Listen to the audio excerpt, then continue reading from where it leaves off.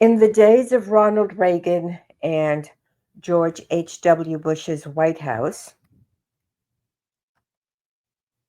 Reagan received a phone call from Larry King complaining that a nursery where he was accessing toddlers, that the landlord would not open the door, basically locked him out because the landlord figured out what Lawrence King and his co-conspirator Craig Spence were up to. The next day, then President Ronald Reagan made sure that the landlord opened the door to Larry King. So, what that tells you is that Larry King had more power than Ronald Reagan.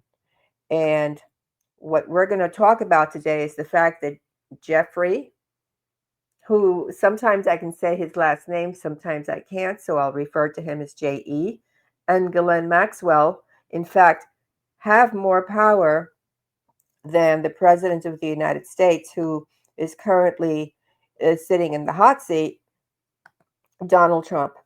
This is Kirby Sommers. This is a podcast shedding light on basically what I have been working on for now, it's my 7th year, about the fact that there are other layers. These are the books that I've written, and I'm almost finished with Gerald Ford MK Ultra Volume 2. And I think that my latest 2-volume book goes into the power spheres that really don't sit in the White House. These power spheres belong to people like Jeffrey Epstein, Ghislaine Maxwell, like Leslie Wexner, like, let's say, Ehud Barak. So I am going to try to make this as concise as possible. But there are other examples that I'm going to be sharing with you because clearly Epstein was more than a spy. He was handling conflict around the world and advising very powerful people how these conflicts, by the way, war exists for the power elite. Therefore, J.E. was working for the power elite. He was working on behalf of people like my abuser and his family and other people in his position. He was working for them. He was the intermediary, much more powerful than the people who sit in the Oval Office, who basically are puppets. They're all puppets. All your politicians, they're just sitting there performing a role for you, making speeches, being available to be photographed and stuff like that. But they're not necessarily the people who are doing anything about what happens in the world as far as the political sphere. So he was exploiting certain things that were happening in the world for commercial gain. So before I get into some of the stuff that was happening between him, meaning J.E., and Ehud Barak, I think I want to remind you that Ghislaine Maxwell was also doing the same thing when she was Maxwell Hill on Reddit.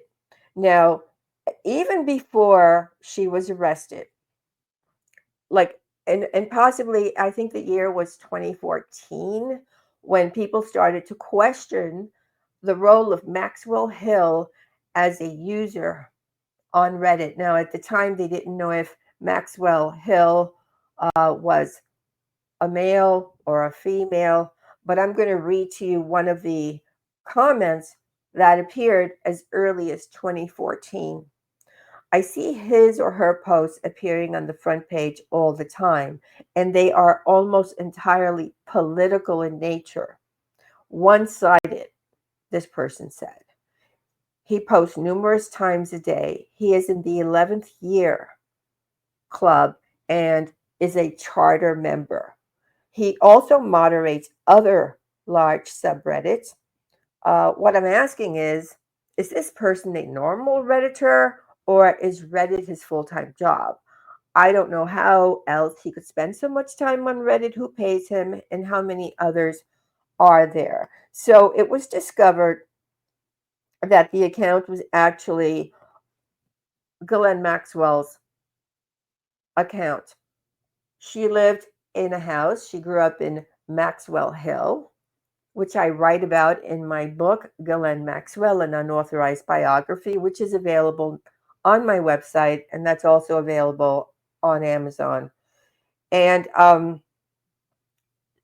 the moment that she was arrested, there was no more commenting on the uh, Reddit Maxwell Hill account. However, um, her posts were very, um, they were politically driven, meant to influence readers to take one side over the other. So she was um,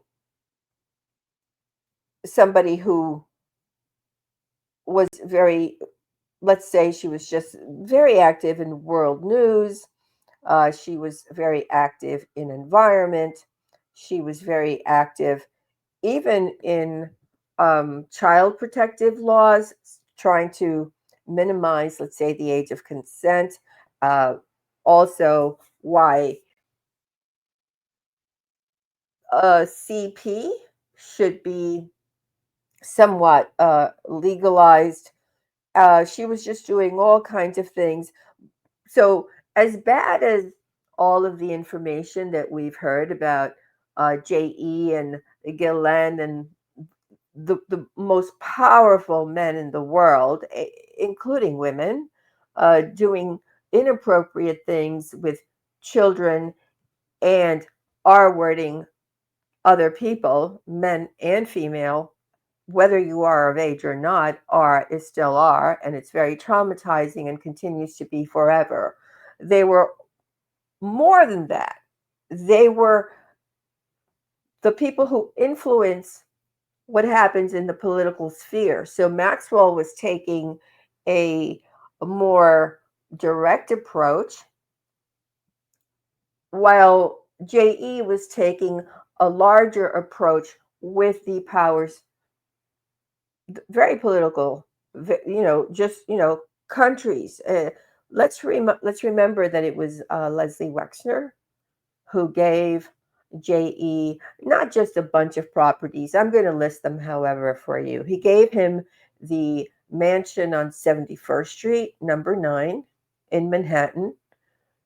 Number 11, he gave him that, the mansion next door. Initially, it was meant to be a place where the help could stay so they could be near JE.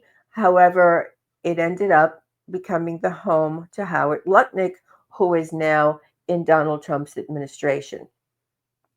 He gave him the property on 66th Street, now I'm going to use air quotes, owned by JE's brother, where the so-called models, again, quotes over that word because models was euphemism for something else, where the models stayed. He gave him the 727 that we know as the L Express. He gave him Darren Indike, who also, by the way, worked for my abuser. He gave him uh, some of his household help. So it wasn't just, let's say, one property. He also gave him the money required to buy the island. And the way he did that was that initially he had provided JE the guest house in Ohio but 5-minute walk from the main house where Wexner lives currently. He then bought it back from Epstein for approximately $8 million. Epstein used that money, I think it was 7.95 million, to purchase Little St. James, which became known as ORGY Island. So, speaking of Leslie Wexner, Wexner was also playing a role, uh, basically being more than a president, advising people on what to do in order to have war and shaping the public's perception of who the United States should go to war with and why. And one of the people who initially discussed this was Bob Fitrakis, who wrote about it in the 1990s when it was happening. But actually, that's when he began basically covering Wexner because he lives in Ohio and he saw what was going on with J.E. and Wexner. And by the way, he was sent several messages threatening his life. I think anybody who really talks about this, now that we know that the scope is much broader, and I said, as bad as the misuse of children and the misuse of people in an S manner is, what they were doing goes much deeper. Again, I have been writing about all the different layers for years. Most of my information is on my Substack. I'm linking all the links below. Now, I'm going to read a little bit of what Bob Fitrakis wrote. We can only imagine limited founder and apparel magnate Leslie Wexner's consternation over the leaking of a document entitled Wexner Analysis Israeli Communications Priorities 2003. The report was prepared for the Wexner Foundation and provides insight into Wexner's relationship with the State of Israel. As the Cleveland Plain Dealer noted, Wexner keeps his personal life under padlock. What has surfaced over the years simply adds to his mystery. So I'm going to include a link below to the Wexner analysis, but I am going to read a little bit of it to you because it's important that you know. Now, this was done for Wexner by, let's see if I can get the name of who did this for him, by the Luntz Research Companies and the Israel Project. Okay, it's dated April 2003. Now, it begins with an overview. The world has changed. The words, themes, and messages on behalf of Israel must include and embrace the new reality of a post Saddam world. In the past, we have urged a lower profile for Israel. Now, that sentence alone tells you how somebody like Wexner, before Epstein and in collaboration with Epstein, who was more than a spy, and those of you who have my book Deconstructing Wexner, which is available on my website, will know a lot of things that mainstream has never discussed about Wexner. However, he's the one for whom this analysis was created, and it's meant to shape public perception. So I'm going to continue reading. Now is the time to link American success in dealing with terrorism and dictators from a position of strength to Israel's ongoing efforts to eradicate terrorism on and within its borders. In the current political environment, you have little to lose and a lot to gain by aligning with America. With all the anti Americanism across the globe and the protests and demonstrations, we are looking for allies that share our commitment to security and an end to terrorism and are prepared to say so. And so they give note as to, so they say perceptions of Israel and the Israeli-Palestine conflict are being entirely colored and often overshadowed by continuing action in Iraq. Partisan differences still exist. The political left remains your problem, and complaints about Israeli heavy-handedness still exist. Advocates of Israel have about 2 weeks to get their message in order before world attention turns to the so-called roadmap and how best to solve the Israeli Palestinian conflict. Developing that message is the purpose of this memo. Now, the memo, by the way, is 17 pages long, hence the reason I'm going to include a link below so that you guys can read it. So that it goes on to say things like, key conclusions, and it says number one, Iraq colors all. Saddam is your best defense, even if he is, I have to use the word unalive people on this platform. And then it goes on, stick to your message, but don't say the same way twice. And it goes on to give examples. If they hear you repeating the exact same words over and over again, they will come to distrust your message. If your speakers can't find different ways to express similar principles, keep them off the air. So it goes on to add, it does not help when you compliment President Bush. At the time, George W. Bush was president. Uh, you do not want to identify yourself with Bush. Identify yourself with America. And the reason they were prompting this is because the false narrative of a Democrat versus a Republican is very strong in the minds of Americans. They still think in terms of one party over the other, which is how we have been divided as a country. So what the goal was don't align yourself with Bush because of course he was a Republican and you're going to miss the Democrats who basically all are the same. You know, these parties are the same. I mean, if you cannot see this now, looking at what's going on behind the scenes, then you need to kind of take a step back and start looking at this in a more analytical way with an open mind. And so it says, well, actually, it just spells it out. It says there still remains about 20% of America that opposes Iraqi war, and they are overwhelmingly Democrat. Okay, so they want people to focus on their speakers who are going to push the Iraqi war on the American people. They want to reach across party lines. Again, this is an illusion. Both parties are the same. All right. So they go on to say, number four, conveying sensitivity and a sense of values is a must. So most of the best performing sound bites mention children, families, and democratic value. Don't just say that Israel is morally aligned with the US. Show it in your language. The children component is particularly important.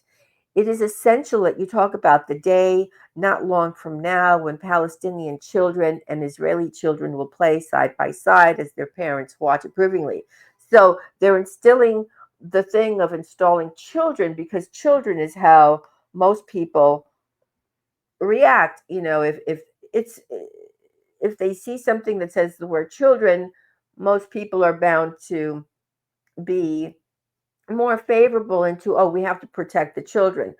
Needless to say that even that meant nothing because of what happened on October 7th, which is a psyop, much in the same way as what happened in New York in 2001 on that dreadful day in November. Okay, and then they go on to add number five, security sells. Security has become the key fundamental principle for all Americans. Security is the context by which you should explain Israeli need for loan guarantees and military aid and why Israel can't just give up land. So, okay, there's more, but I'm just going to skip because you guys have a link that I'm providing below. Number six, the language in this document will work, but it will work best when it is accompanied with passion and compassion. So now, what Leslie Wexner is telling the powers in Washington, his puppets. Remember, this goes to Washington. This goes to also the people in Israel. So who's handling the perception of this war? Leslie Wexner. And who works with Leslie Wexner? J.E. and Ghislaine Maxwell. Okay, so they're basically saying you can't just use words. You have to use passion. So compassion, you have to be an actor. You have to be an actor in order to give a really good performance so that you can win people over. And then number 7, find yourself a good female spokesperson. This is why females are important. And if you look and you listen to the podcast that I uploaded several days ago regarding Diane Sawyer's role in obfuscating the Franklin scandal and Eileen Ford's role in an ongoing transportation ring, you should take a listen to that. I'll leave a link below to that as well. It says, in all our testing, women are found to be more credible than men. And if the women that you choose have children, that's even better. So they want mothers to step forward and talk and support this. So number 8, link Iraqi liberation with the plight of the Palestinian people. Number 9, a little humility goes a long way. You saw this with your own eyes, it goes on to add. You need to talk continually about your understanding of the plight of the Palestinians and a commitment to helping them. So he wants, what he's instructing them to do is to gaslight. So you're seeing how it's being crafted, the psychological mechanisms that are being put in place. And now you're looking at how he's instructing them to gaslight. So it goes on. Let me see if there's anything else that all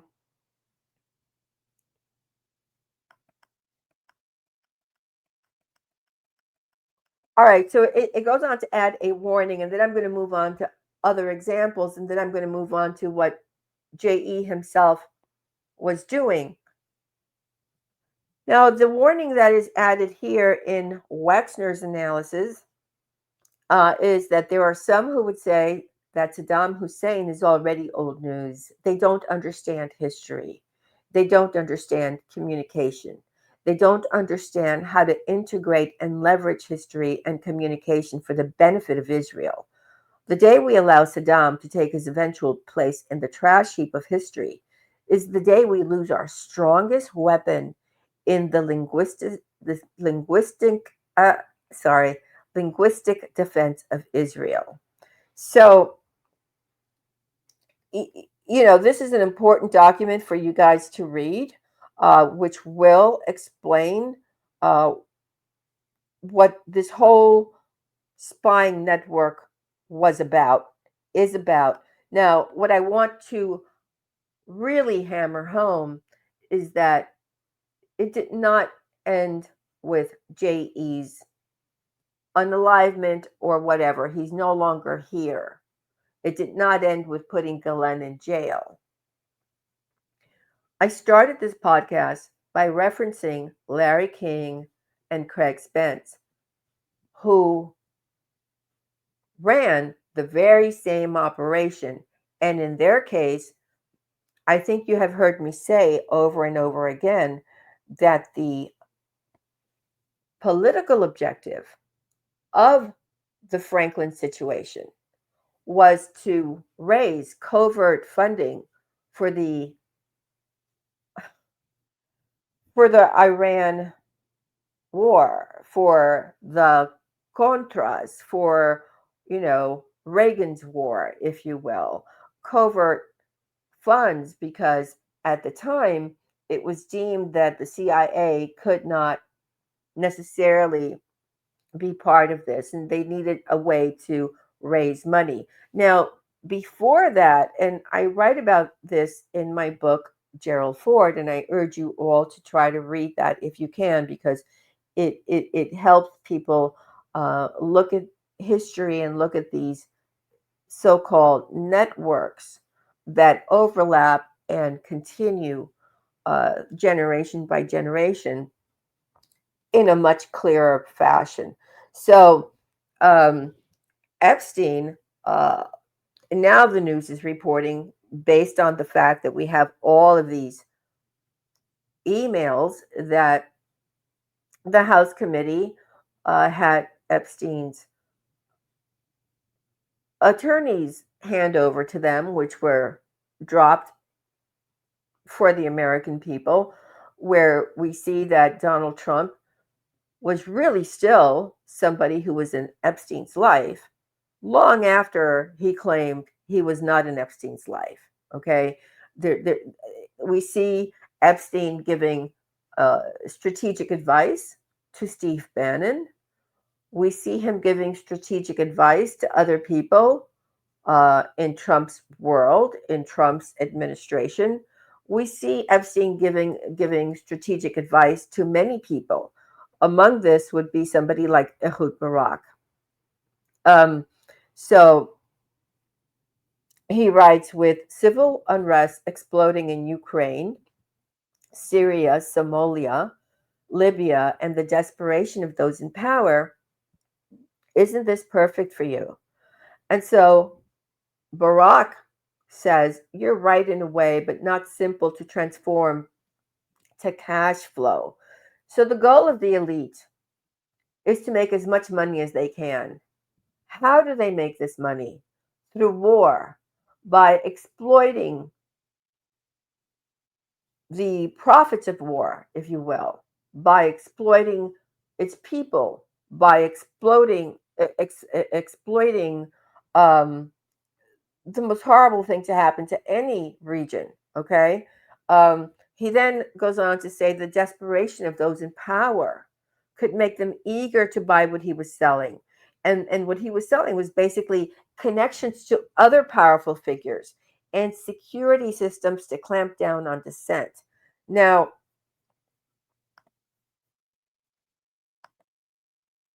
there's a Hut Barak with a person I'm going to identify who spent a good deal of time in Epstein's home. There's a picture of Ehud Barak there. And from one of my previous podcasts, I'm very clear in saying that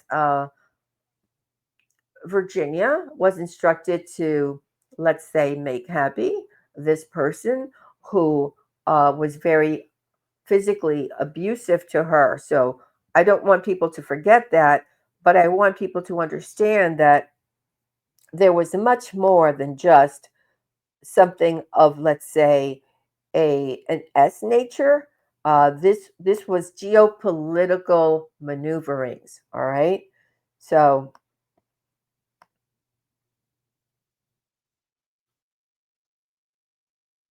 I have a lot of notes here, so bear with me as I go over this stuff.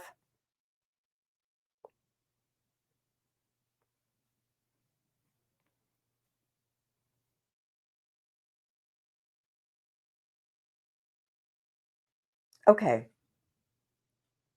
So, an Israeli military intelligence officer lived at J.E.'s house in Manhattan on multiple occasions, including while he was then an aide to Defense Minister Ehud Barak. His name is Yoni Koren, and that's who is on the screen right now with Barak. Koren was a senior Amman officer with decades of experience in the Israeli security establishment, and it shows the emails that were dropped show that Epstein wired Koren money while Koren acted as an intermediary between Israeli and US intelligence. Now, what I want people to know is that Epstein could not have done this without the acknowledgement and approval of the United States intelligence apparatus. Now, we know that we have something like the Five Eyes who share information, and these are the English speaking countries. So we have the United States, we have the United Kingdom, we have Canada, we have, I believe, Australia, we have, there's a fifth one that I'm not naming, but I usually call it Six Eyes because, of course, Israel is involved as well. Now, what I want you guys to remember is that Robert Maxwell, Ghislaine Maxwell's father, uh, was also involved in similar activity when he was basically out of the army in 1947. MI6 provided him the funds for which to start his newspaper. What a better way to collect information and to shape public perception. Remember, Mockingbird Media, so you're shaping public perception with a newspaper, than to do that. And that was his role. Aside from which, he was also an intelligence asset for the KGB. He was also an intelligence asset for Israel, very much in the same manner as J.E. And Maxwell, by the way, taught perhaps one of the more notorious criminals on the planet, Simeon Mogilevich, how to launder money, which is something else that J.E. was doing, but he was more like, let's say, like Adnan Khashoggi, who was an arms dealer, perhaps the very first arms dealer. And Khashoggi facilitated the transfer of weapons. That's where Israel got involved with the Iran-Contra affair. They were the ones that were moving the weapons, and then we have uh, it was a covert operation until Hausenfuss was, one of his flights, he got caught and he spilled the beans, at which point the whole Iran-Contra situation came to the forefront. What I want to remind you of, because perhaps another thing that can help you understand uh, how the corporate interests, meaning making money, war, and all of this operate. And I have a lot of these. I'm going to try to make some of these free and remove the paywall for you. Is how United Fruit uh, sort of, when you study United Fruit, which, by the way, Leon Black's father, Eli Black, was a one-time CEO, and later United Fruit is passed on to people that are covering for other people. I'm not going to bring up those names because I don't want to like make this too name heavy for you guys. I want to sort of keep it very simple so you can kind of grasp the idea here. But United Fruit was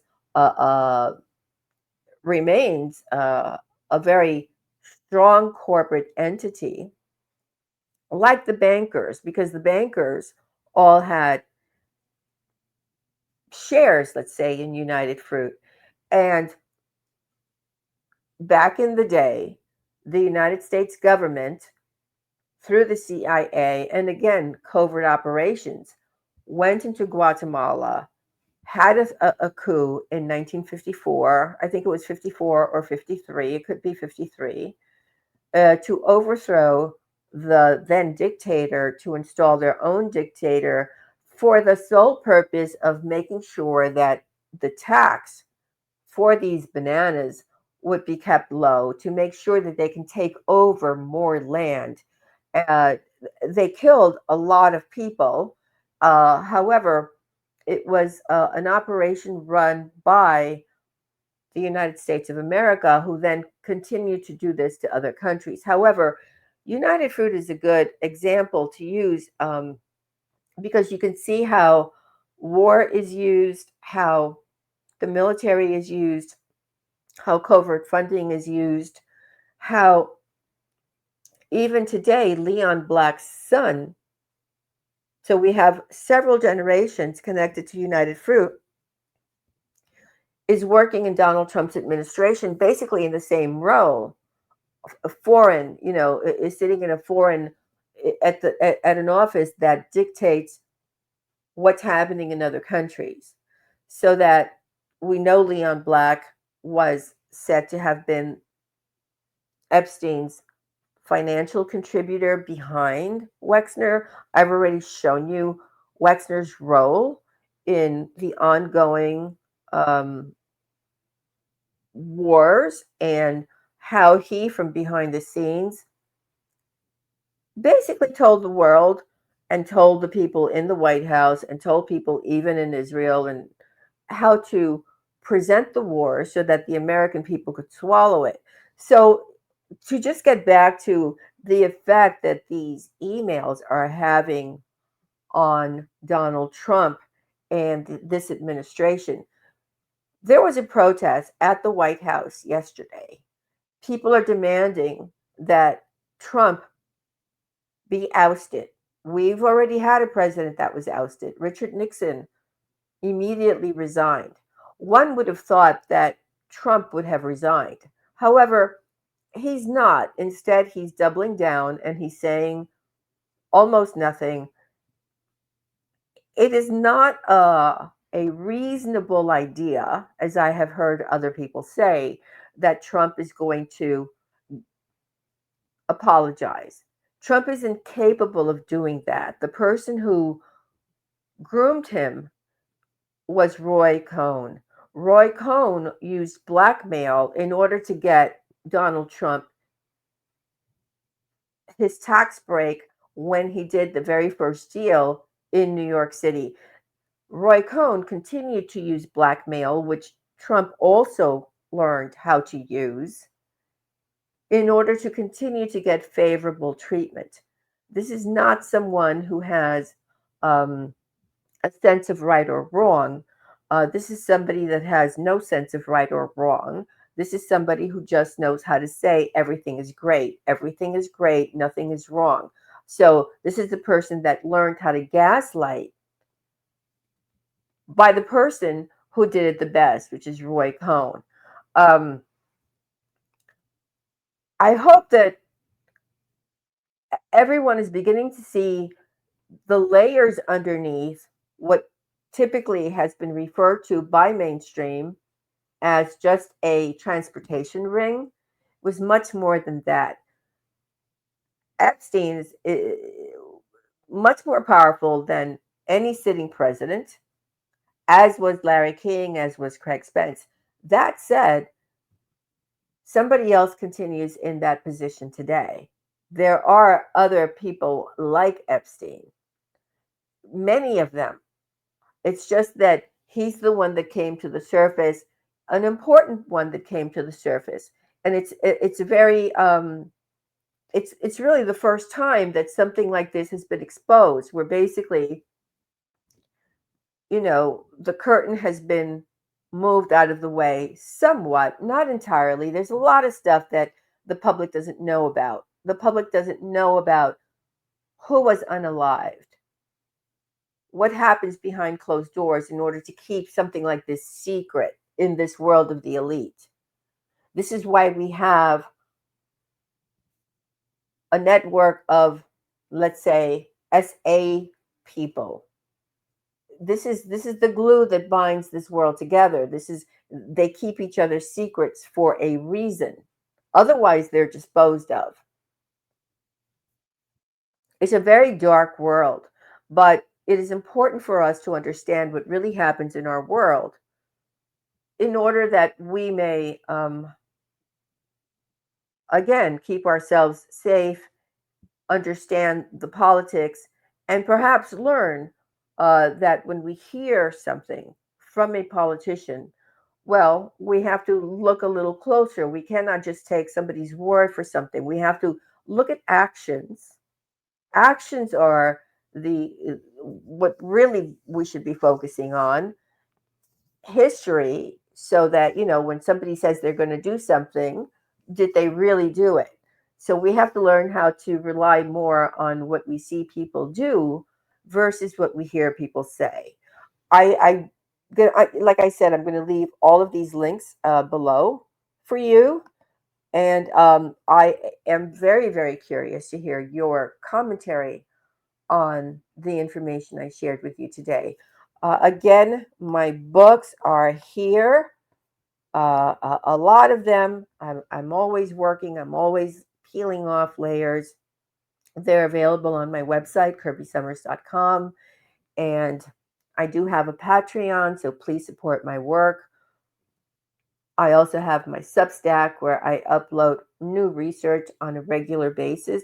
I want to thank those of you who have joined me on this journey of, you know, full outing of these people. I myself was an slave for 8 years to one of the men who sits in a position of power for whom Epstein worked. And with that, I hope you guys have a good day. Bye.